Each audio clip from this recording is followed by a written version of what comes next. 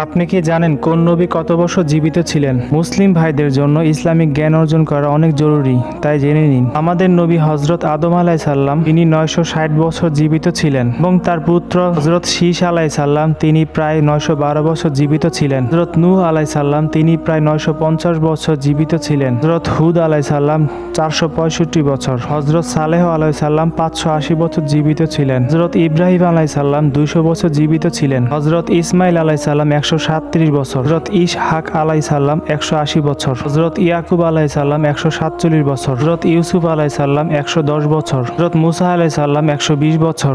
হজরত হারুন আলাইসাল্লাম 123 বছর। হজরত দাউদ আলাইসাল্লাম 100 বছর। হজরত সোলাইমান আলাইসাল্লাম 53 বছর। হজরত জাকারিয়া আলাইসাল্লাম 92 বছর। হজরত ইয়াহিয়া আলাইসাল্লাম প্রায় 30 থেকে 35 বছর এবং সর্বশেষ নবী হজরত মুহাম্মদ সাল্লাল্লাহু আলাইহি সাল্লাম তিনি 63 বছর জীবিত ছিলেন। ভিডিওটি ভালো লেগে থাকলে অবশ্যই লাইক এবং সাবস্ক্রাইব করে রাখো।